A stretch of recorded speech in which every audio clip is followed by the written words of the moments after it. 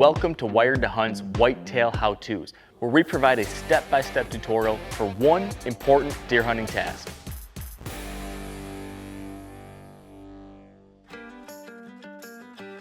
It is the middle of summer, but hunting season is just around the corner and we're already out here shooting our bows. I don't want to just practice to say I'm out here shooting arrows. I don't want to just practice all the time on a block target or a bag target with field points, trying to shoot nice groups.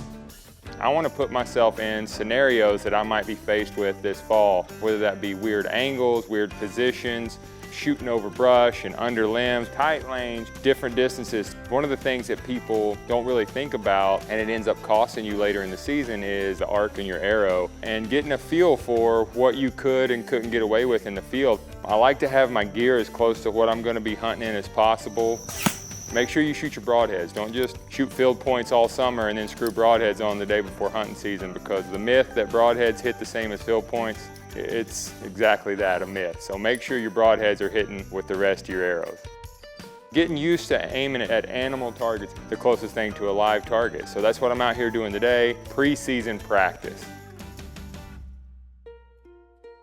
All right guys, so now we are in the middle of season, and if you're like me, you can get in a rut and you're going daylight till dark some days and you come in, the last thing you want to do is shoot your bow. You're tired, wet, cold, you just want to get in the shower and go to bed. But we are rough on our equipment, dragging it through woods, pulling it up through limbs, dropping it, running, crawling. Things get bumped, things change. We work so hard for those opportunities during whitetail season. We may only get one. Do yourself a favor. Shoot your bow every chance you get, even if it's one arrow. I like cold shot practice. A lot of times we're sitting long hours. We're sitting daylight till dark, and maybe that shot comes at 1 o'clock and you've been sitting or standing still in a stand for 6-7 hours. It's not like you're warmed up. You need that one shot of the day to hit right where you want it to. So maybe before you take all your stuff off, fire one arrow, cold. See where it hits. Make sure your stuff's still good. It could save that buck of a lifetime, could save your whole season.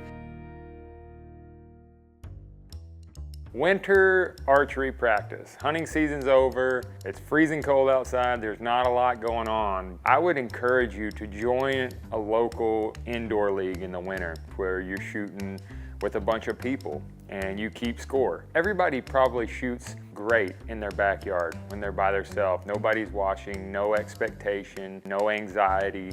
But that doesn't help you in that moment of truth when your heart's beating out of your chest, when you can't breathe, when you blank out. Enter these leagues, make yourself uncomfortable, shoot some local tournaments, get some of your buddies together. Just shoot with people. Shoot where you feel nervous and where you don't want to mess up.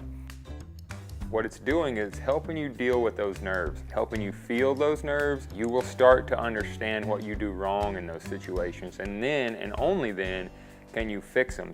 In that moment of truth, when your hands are sweaty, everything's shaking, you feel weak in the knees, those are the times when this type of practice pays off, and there's no better time to do it than in the dead of winter when there's nothing else going on and it's freezing cold outside. If you want more information like this, be sure to tune into the Wired Hunt podcast or the Wired Hunt Foundation's mini-series. We've got new deer hunting know-how every week. You can find it wherever you get your podcasts.